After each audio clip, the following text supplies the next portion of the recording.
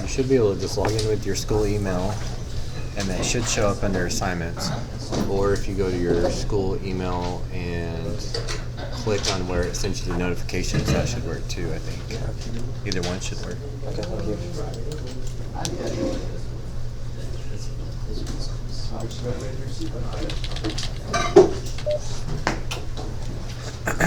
Marathon.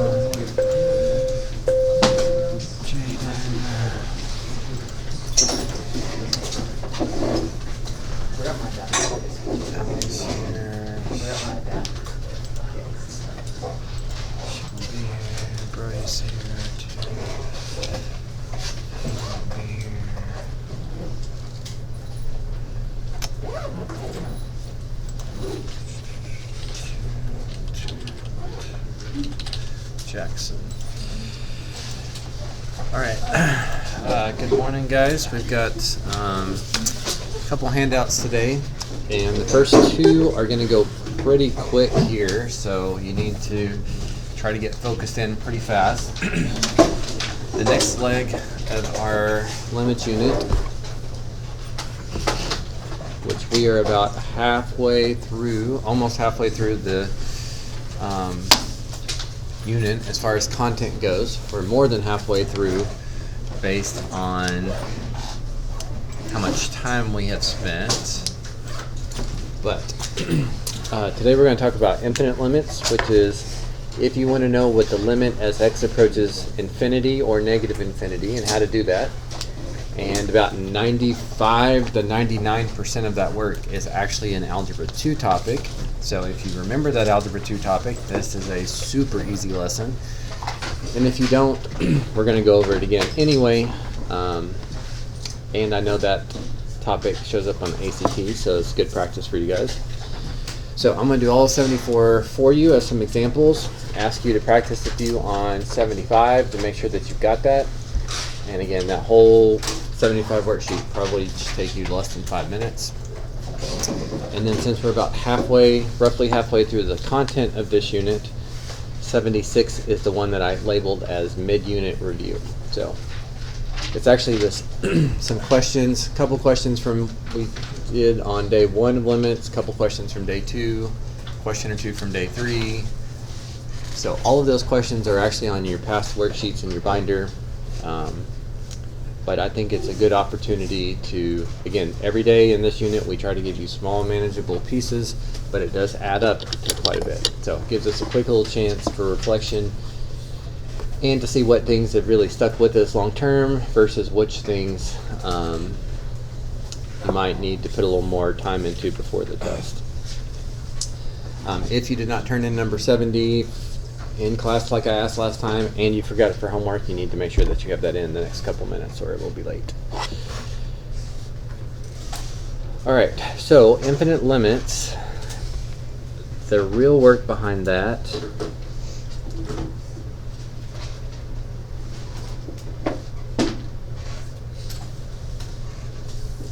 is actually the same as your horizontal asymptote rules.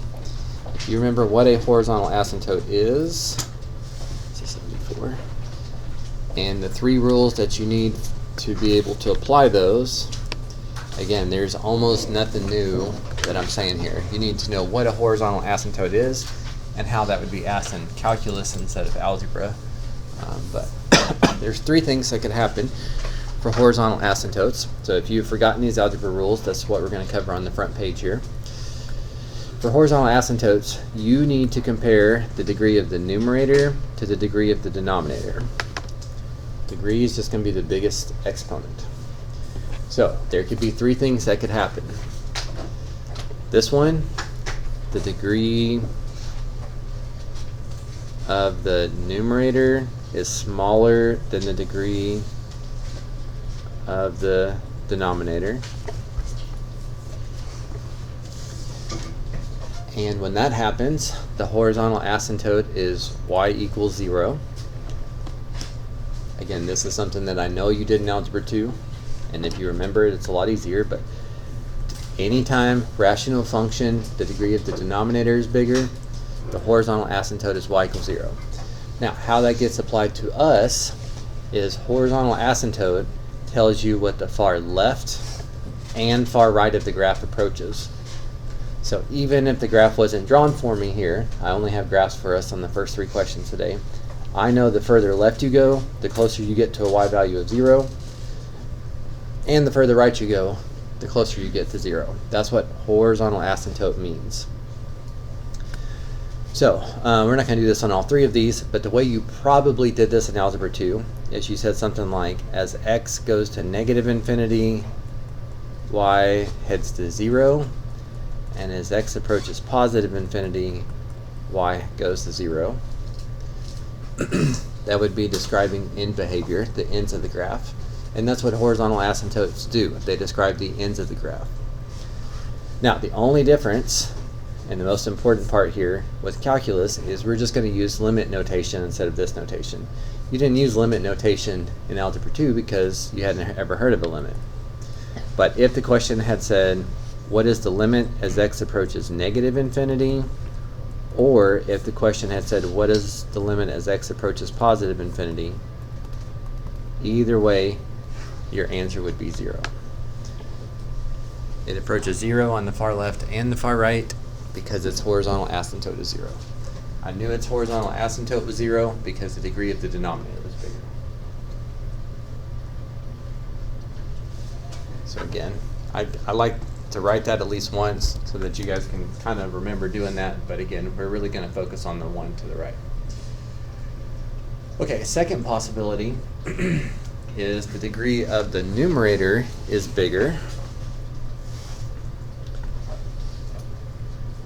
The degree of the numerator here is 3, the degree of the denominator is 2. So when their degree of numerator was bigger,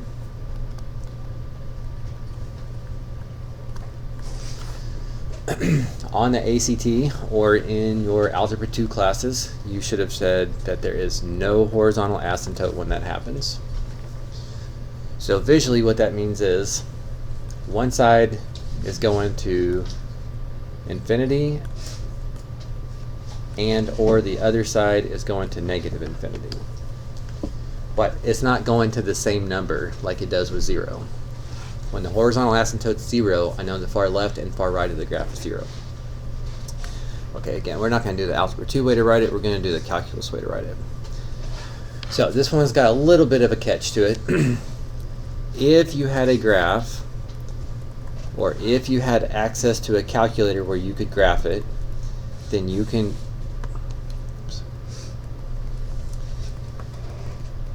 look at the graph and see the further left you go, the more it goes up, and the further right you go, the more it goes down. But truthfully, most of the time in calculus, we don't know what the graph looks like, nor do we really care. So most of the time in calculus, instead of saying infinity or negative infinity, we just say does not exist.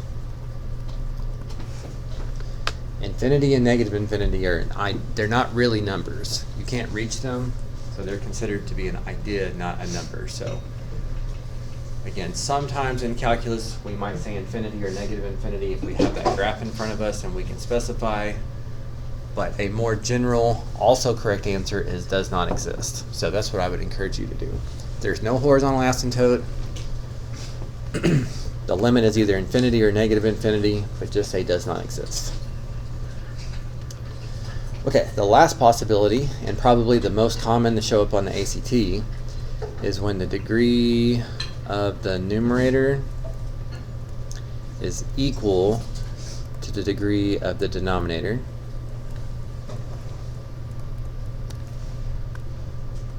Such as this one. Degree of the numerator was 3, degree of the denominator is 3.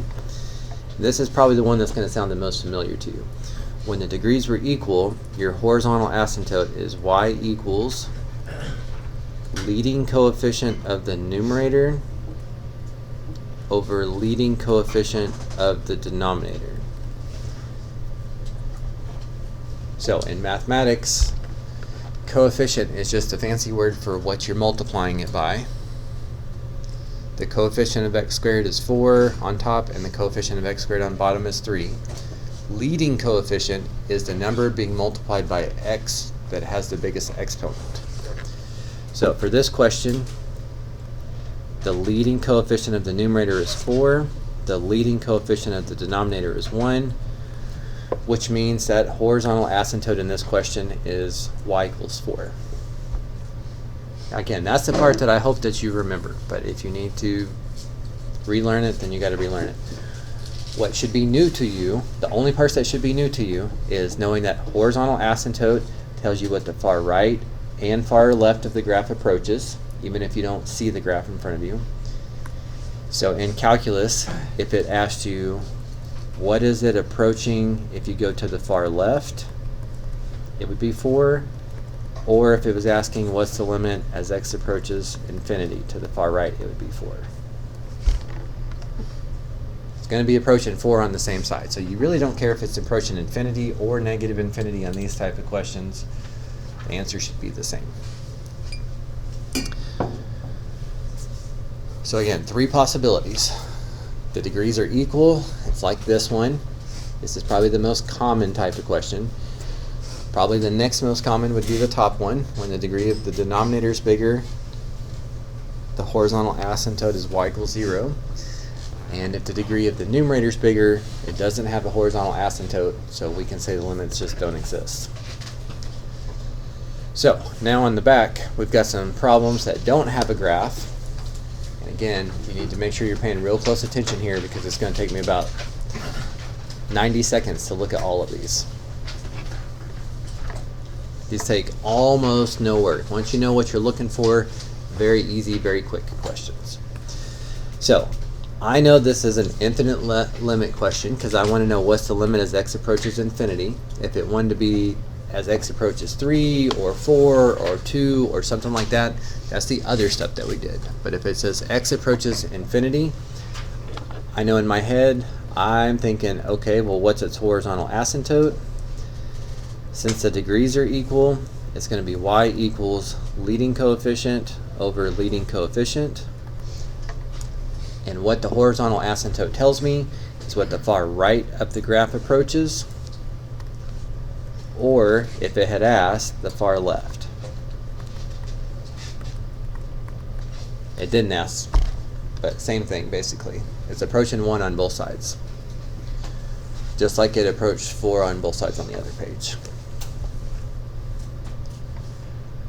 Okay, once again, the degrees are equal. So the horizontal asymptote is leading coefficient over leading coefficient. And what that tells me, what the whole point of even knowing the term horizontal asymptote is it describes the far left or far right of the graph.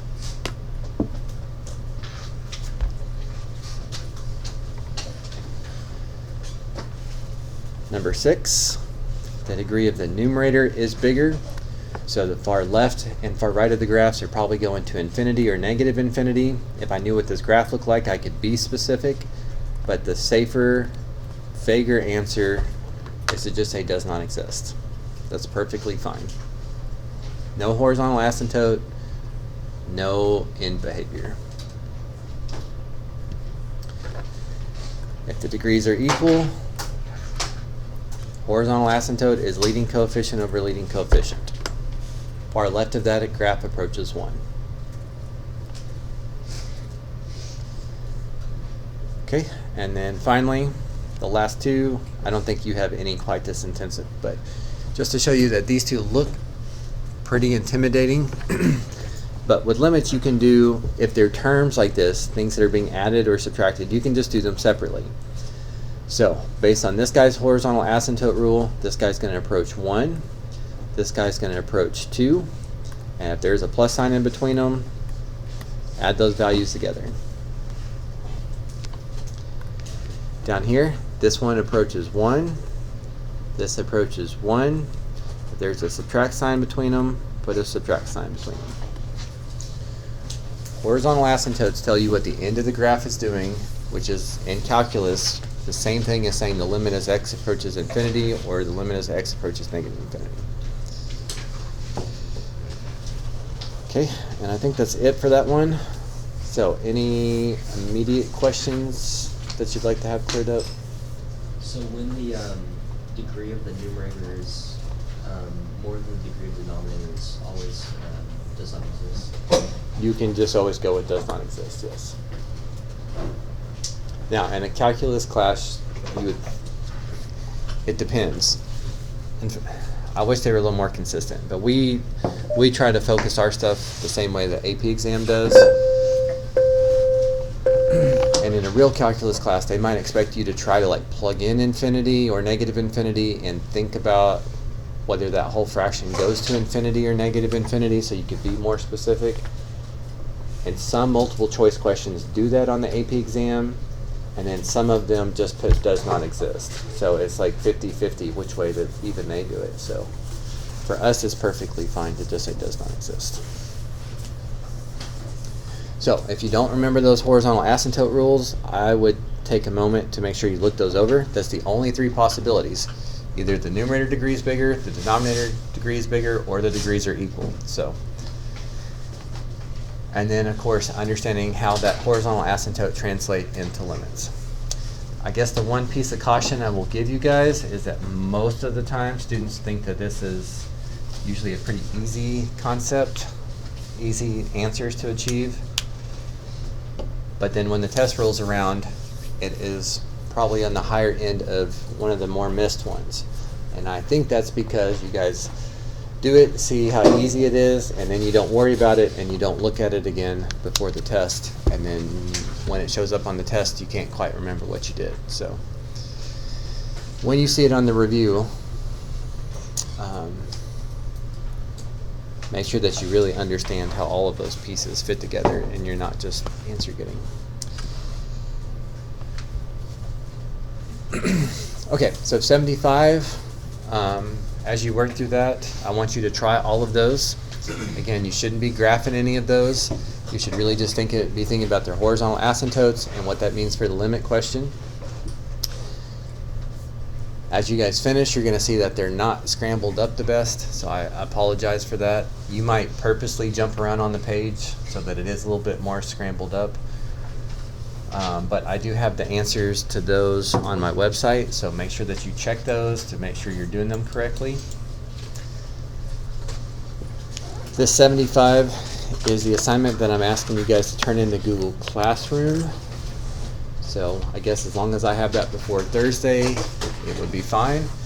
But I can tell you my 5th period class yesterday, every one of them finished it in class easily. About half the class did not turn it in at the end of the class as I suggested. And then they also did not remember to do it for homework. And then they got late credit on it. So I vocalize it. It's written on the board. So you guys have to be able to do from there. So finish 75 to get some practice. Check your answers online. Let me know if I can help with that. Turn in 75, and then that one-page mid-unit review.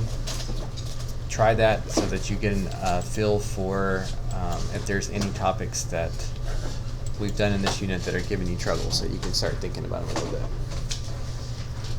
So, pretty light day. Again, I don't think that you should have any issues at all finishing it up, but make sure you fully understand it as well. Any questions about the agenda today or what you need to have done?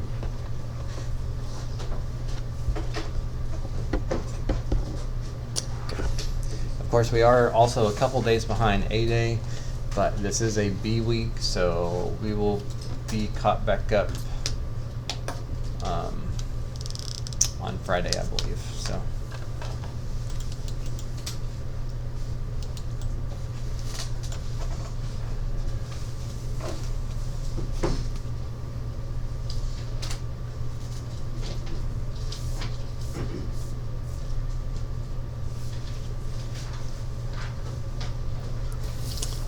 Okay.